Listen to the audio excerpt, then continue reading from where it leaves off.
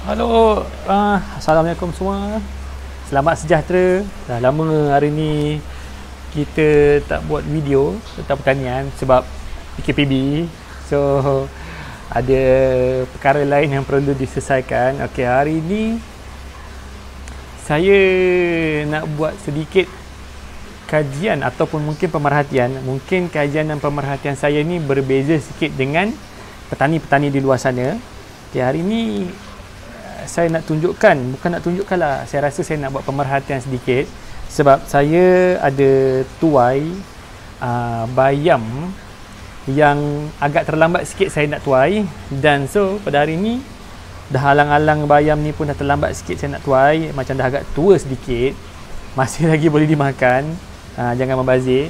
Tapi dekat sini saya nak tunjukkan macam mana caranya. Saya pun tak pernah buat benda ni, dan ini adalah pertama kali saya nak buat untuk cara kita dapatkan biji benih bayam melalui tanaman bayam kita yang dah agak tua sikit ni.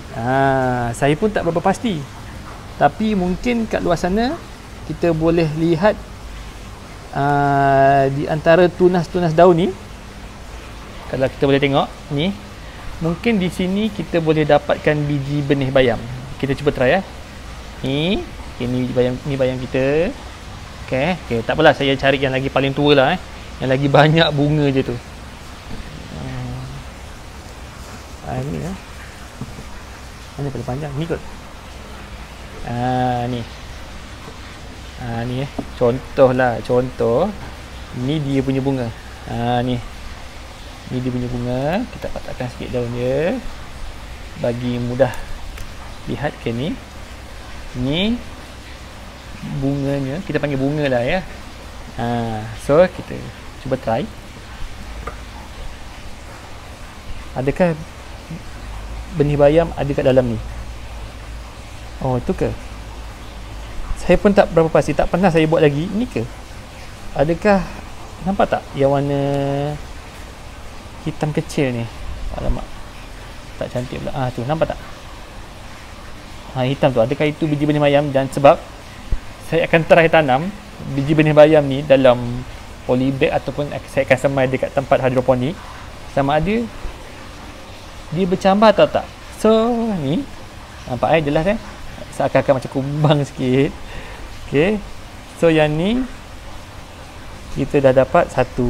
Ni alamak, nak dikabur pula. Ni kot biji benih bayam. Sebab saya tak pernah buat. Biasa kalau saya tanam bayam ni saya beli yang dah sedia ada. Tapi kalau tengok dari segi dia punya, kata orang tu, dia punya rupa, saya rasa inilah kot biji benih bayamnya. Kan macam kumbang kan. So kita akan simpan, kita akan cari satu persatu lagi. Okay, ni baru yang pertama.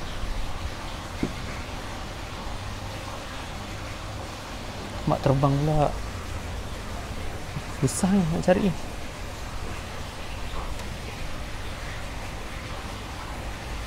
Alamak, Allah, jatuh lagi.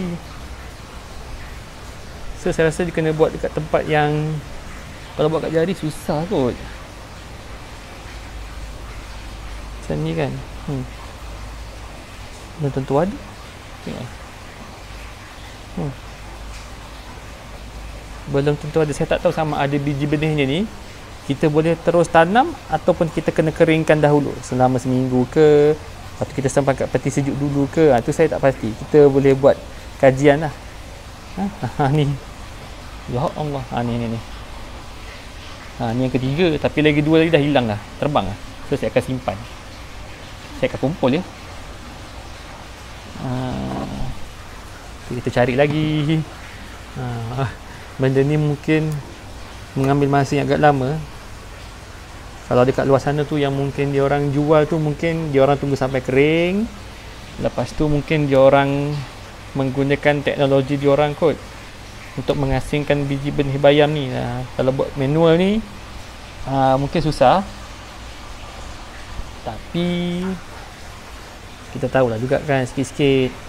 Manalah tahu lepas ni kalau ada bayam yang dah tua kat rumah tu kan, lepas tu kita buang je. Apa kata kalau ada satu batang bayam yang dah tua tu duduk kat rumah sekejap, mana ni, duduk kat rumah sekejap kan, depan TV tu kan, Kopek-kopek lah bayam tu sambil-sambil yang musim PKPB ni kan. Buat saya baru dapat 3. Alamak, jatuh lagi. Allah, susah benda ni sebenarnya, tapi seronok lah kalau kita buat kan, kalau dengan apa anak-anak kan. Tapi pastikan kalau nak tolong anak-anak tu jangan anak-anak yang dah berusia 1-2 tahun kan, dia telan ni kan benda ni kan. Apa ni, alah tak jelas lah. Kita kumpulkan.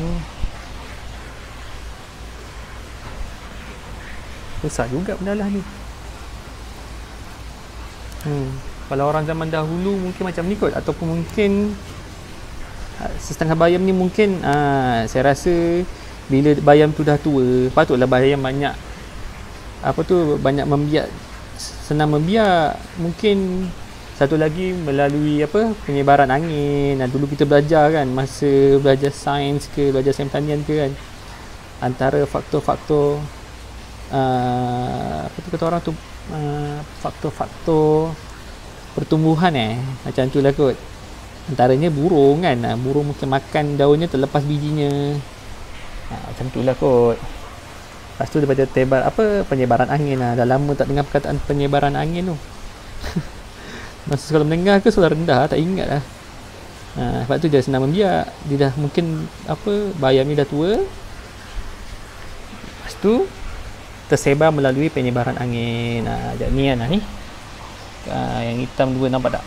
Itu dah kot biji benih bayam ni. Cuma saya tak pasti sama ada kita semai terus boleh ataupun kita kena tunggu dia kering.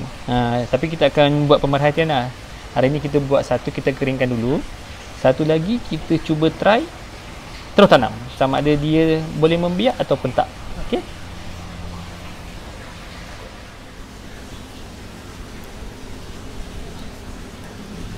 Mungkin kalau senang kalau kita pisahkan dia dekat atas ni kan. Buat kat jari susah. Kalau kita ramah-ramah dia kan. Tengok sebenarnya banyak. Tapi kalau kita buat satu-satu kat tangan tu, jenuh. Ambil masa agak lah. 1 jam je kot boleh. Jangan 2 jam, nanti murung nanti. Tengok. Okey, kalau saya ramah-ramah dia satu bunga tu, anda kat luar sana boleh lihat. Okey, saya dekatkan sikit. Tu dia. Ni dia punya biji-biji bayam. Banyak sebenarnya. Satu bunga je. Satu bunga di setiap satu batang bayam tu, saya rasa anggaran dia lebih 20-30 biji ni saya rasa lah. Kalau saya ramas lagi, tengok kan, kalau saya ramas lagi banyak. Saya kumpulkan balik. Okey, kita jauhkan sikit. Tengok tu, saya rasa banyak, lebih 20 saya rasa. Lebih 20 hingga 30 biji bagi satu bunga. Maksudnya satu biji benih ni boleh menghasilkan satu batang bayam. Kalau anda kat luar sana rajin kan, kalau ada bayam yang dulu ada pernah tanam, lepas tu ada tumbuh lagi kan, jangan buang. Masa-masa PKPB ni, masa-masa work from home ni kan, cara-cara nak mengajar kesabaran dan juga mengajar bagaimana mengawal tekanan diri. Bolehlah try cara-cara untuk mengasingkan ataupun cara-cara kita nak mengambil biji benih daripada bunga yang ada di tanaman bayam kita. So guys, nanti saya akan tunjuk secara ringkas macam ni kita nak semai. Okay, bye. Okay, hello semua. Okay, hari ni kita nak sambung balik. Mana kita nak semai biji benih bayam. Macam biasalah, seperti yang semua orang tahu, saya akan menggunakan bekas makanan ataupun apa yang ada di rumah anda. Anda boleh gunakan bekas apa-apa sahaja, tapi yang boleh ditutup rapat lah. Kalau saya gunakan bekas makanan dan juga tisu yang sudah dilembapkan. Okey, tadi saya dah buat dah biji benih bayam tu. Saya dah asingkan biji benih bayam tu daripada bunga dia. Lepas tu dah lalas hilang pula. Terpaksa saya buat yang baru. Nak buatnya tu jenuh sikit, penat sikit. Jadi saya dapat 6 je, 6 biji benih. Alahai, tak apalah, kita try. Okay, 1 2, okay, kita try. ini adalah biji benih bayam yang saya tak keringkan lagi. Saya tak tahulah sama ada biji benih bayam ni kita perlu keringkan atau kita boleh terus semai. Tapi kita try lah dulu kan. Nanti untuk next episode kita, kalau dia tak menunjukkan percambahan, kita try keringkan pula. Kita try lah, kita keringkan dalam masa seminggu, 3 hari ke, ataupun kita simpan di dalam peti sejuk. Kalau kita tak nak keringkan di tempat yang panas, mungkin kita boleh gunakan pengeringan di tempat peti sejuk. Okey,